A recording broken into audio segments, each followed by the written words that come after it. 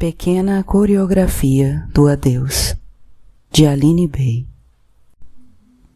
Para todos aqueles que procuram uma casa dentro de casa, em especial aos que procuram desesperadamente.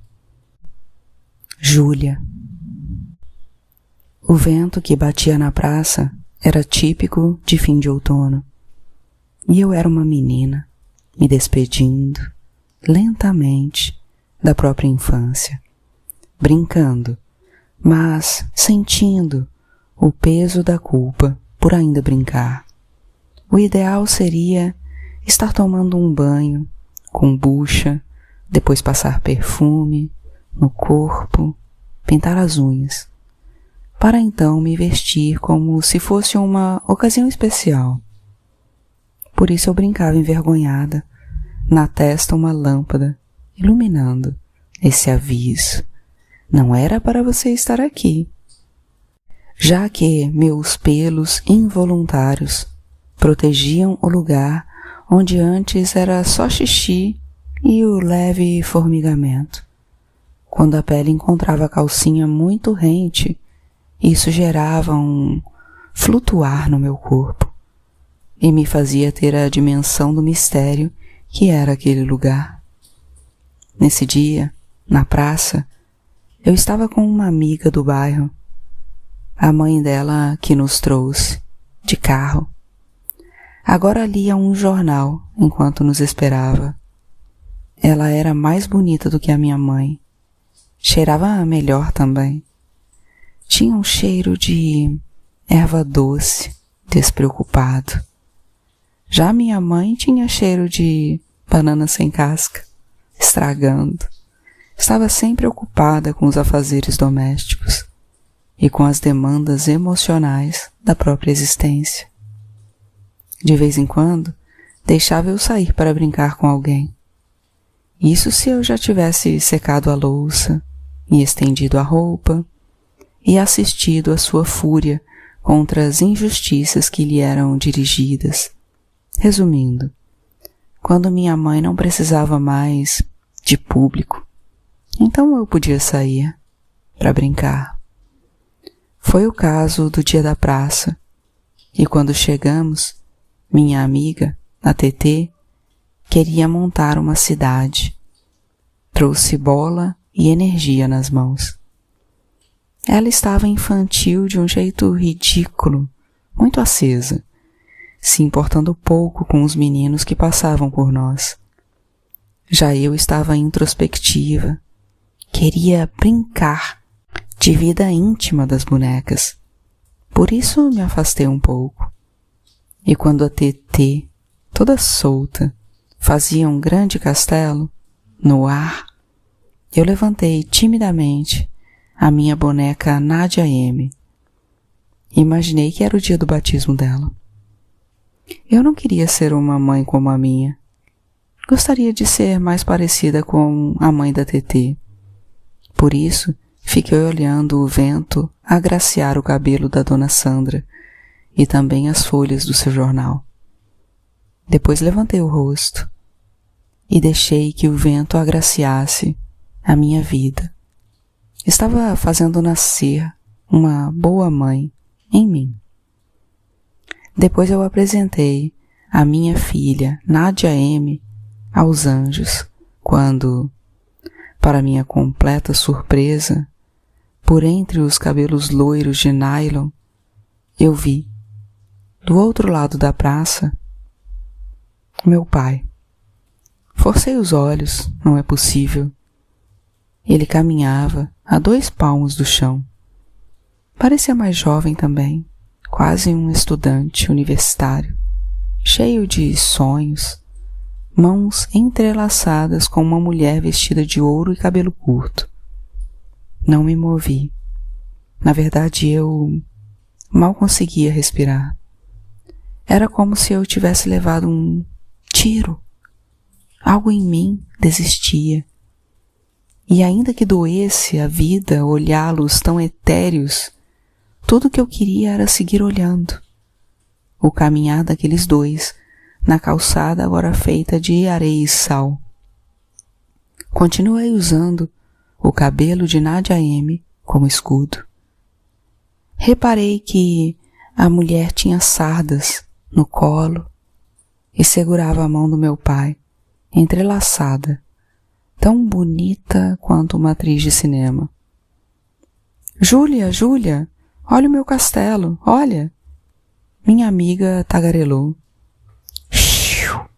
Avisei, imponente. Eu era uma espiã agora. Será que ela não percebia? Foi quando meu pai pegou na nuca da mulher de sardas. Colocou a boca lá. Os dois sorriam. Eu não sabia que meu pai tinha tantos dentes e eu quis chamar a mulher de sardas. Usaria a voz mais doce desse mundo, usaria a minha ópera e a minha orquestra. E quando ela finalmente se virasse, eu pediria, fazendo cara de cachorro triste, me adote. Hein, me adote, ele é meu pai, então você pode fazer isso sem medo. Foi quando eles atravessaram a rua, como se dançassem, sumiram ensolarados. Eu invisível, mas para mim eles ficaram.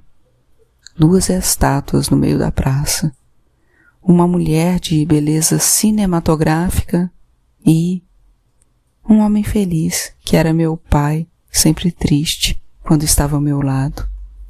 Eu quis correr atrás deles, matá-los com meu hálito de fogo, mastigar aquela felicidade, manter do meu pai apenas o rosto e depois obrigá-lo a dizer eu te amo, anda, diga eu te amo.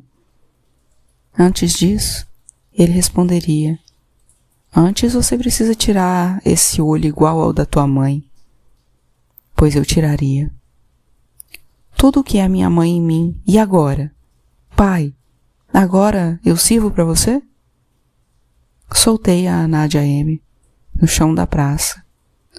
A cabeça caiu do pescoço e eu pisei também nas formigas que levavam folhas, sabe-se lá para onde, enquanto a morte fervia na sola dos meus pés. Comecei a brincar forte com a bola que a minha amiga trouxe. Ei, Júlia, desse jeito você estraga, para! Tá me escutando? Para! Parti para cima dela. Você não cala a boca, soco. Não cala essa boca, soco. A dona Sandra correu para nos separar. Tinha a expressão de um diabo no rosto. Ficou ainda mais bonita daquele jeito. Me jogou para dentro do Fusca. Berrou. Que teria uma conversa séria com a minha mãe. Que absurdo! Ela chorava dando partida. Isso é um absurdo. Minha amiga de boca sangrando, no banco da frente. A mãe da minha amiga sangrando de raiva no banco da frente. Eu também sangraria, em breve, quando a minha mãe tirasse a cinta do armário. As surras que eu levava eram as surras que minha mãe levou, em looping, na minha pele, na pele dos filhos que ainda não tenho, é o que chamam de karma, ou carregar uma pedra involuntária no coração. Passando a mão na cabeça da filha, você tá bem? Tetê, tá doendo muito? Ainda que eu caísse de um tobogã altíssimo, ninguém passaria a mão no meu cabelo daquele jeito. Tá tudo bem, mãe, foi só um susto. Foi só um susto, pensei, enquanto as duas sorriam uma para a outra, e por incrível que pareça, meu ato tinha fortalecido ainda mais aquela relação. Sabe, pai, te ver andando com aquela mulher na praça me fez entender que você saiu de casa porque a nossa casa, ou seja, a mãe, era um lugar inóspito para você derramar o seu amor. Uma terra infértil, não chove. Pelo contrário, o sol torra cada pedaço de vida de um jeito que não sobra nada no horizonte. E ainda assim, eu nasci. Chegamos na porta da minha casa, infelizmente. Antes, quando a dona Sandra me enfiou no carro, percebi que o jornal tinha ficado na praça, provavelmente no banco, com as folhas voando ou querendo voar. Eu ia avisá-la, mas a voz não saiu da boca. Foi ali que meu ato começou a pesar em mim. Dizem que isso é o pior, não é? Quando alguém comete um crime, não é o cárcere ou o exílio, mas o encontro com a própria consciência. A mãe da minha ex-amiga saiu do carro. Saí também. As pernas, magríssimas, os joelhos, ossudos, tentando se esconder. Mas não tem volta. Você é meu corpo. E nós estamos juntos nessa e em todas, enquanto eu viver. A dona Sandra tocou a campainha da minha casa repetidas vezes, em um curto espaço de tempo. Minha mãe atendeu secando a mão no avental. Tinha essa mania insuportável de usar avental ininterruptamente, mesmo que estivesse vendo televisão. Ela ouviu, imóvel, tudo o que aquela mulher tinha a lhe dizer sobre o meu comportamento na praça. Nenhuma das duas me dirigiu o olhar. Procurei algum refúgio no rosto da minha ex-amiga, que estava dentro do carro, protegida pelo vidro, e ela tampouco me olhou. Quando a dona Sandra terminou o seu discurso, foi embora falando sozinha. Pensei que, talvez, estivesse praguejando. Entrou no carro, deu um abraço na filha, acelerou o Fusca. E a rua ficou em silêncio, alheia a tudo. Entramos em casa, infelizmente. Os passos pesados da minha mãe, uma mulher pequena, mas sisuda, me corroíam por dentro. Ela costumava falar muito, especialmente quando brava, mas nesse dia se calou. Me deixou sozinha na sala por eternos minutos. Ouvi o barulho do fogão ligando e pensei que ela esquentaria uma panela de água para me queimar. Quando voltou, somente a cinta. Eu fiquei bem mais calma. Que bom, vai ser o de sempre. E foi. Um pouco mais longo que o normal. Ela também me disse que essa história de sair para brincar tinha terminado. Até porque eu já era uma moça. Estava na hora de assumir algumas responsabilidades. Isto aqui não é hotel.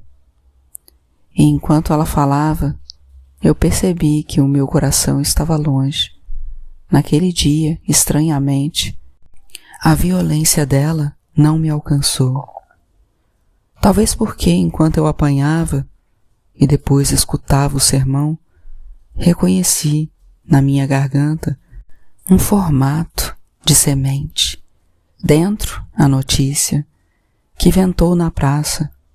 O pai tem outra, e que outra. Eis o grito que não dei, mas poderia. Pela primeira vez eu tinha algo nas mãos. Anos depois, encontrei ao acaso a mulher de Sardas, em frente a uma floricultura. Dei a volta no quarteirão, correndo, e fingi trombar com ela. Desculpa, pedi olhando bem para o seu rosto, que agora me parecia tão comum quanto um pedaço de pão. As sardas, alargadas pelo tempo, tinham um quê de mancha senil da morte, enquanto ela recolhia da calçada o que lhe caiu da bolsa, inclusive um frasco de perfume. E eu? Como recolheria meus cacos se eles são invisíveis?